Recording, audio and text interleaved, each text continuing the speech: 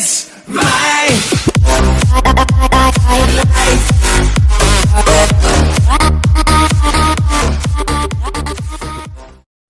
السلام عليكم ورحمة الله وبركاته. هردفتوتا أبدي أب أكم نجا فيادا أرى واي برنوتا كهرباء بالسعود عربية أكدتي إفرارال تاني سنجر سيسا سندرو غرو هردفتوتا خيا يوتاب سينا دا يوتاب إيجا سينتمبودا يوتاب إيجا سينتمبودا أبدي أب جتني برستاني دي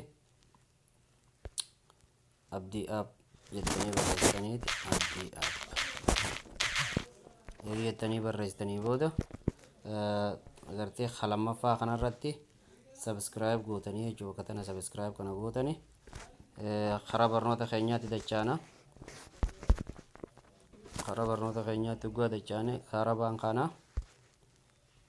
isa kanarratti click gootan ugu takka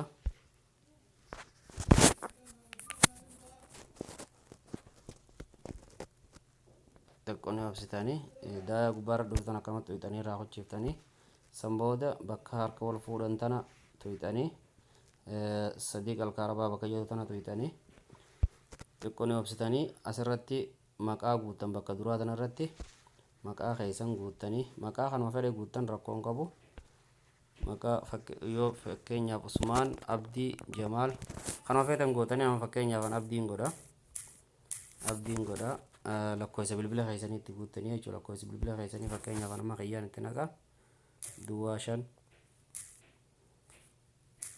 shan jaha sagal afur jaha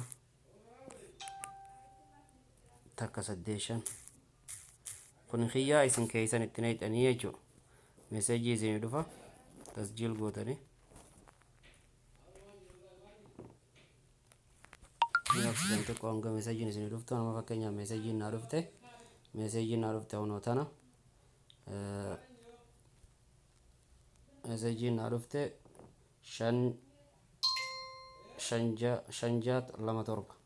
shanjaa lama torba tan asin naqxanii shanjaha lama torba isin kachitti isinii dhufetti naqxanii jechuudha.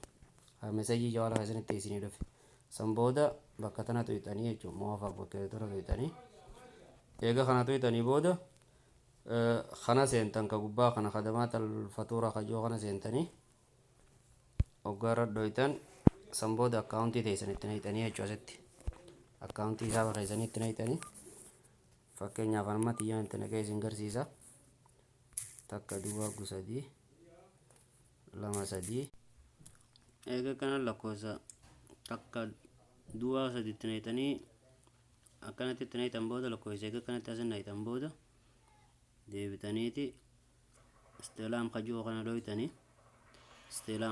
dhoytanii san booda maqaa isin barreessitanii fi maqaa reefan barreesse abdiyyeetiin barreesse maqaan asit dhufa lakkoofsi isaa baay'ee asit dhufa qaadete choolneete jechuudha.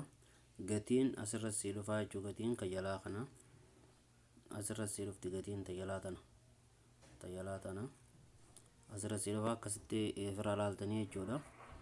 Akkaawuntiin takka lakkoofsuma tokko laalti akkasi fira laaltan amma fakkeenyaaf kana dhufee 342 jechuudha.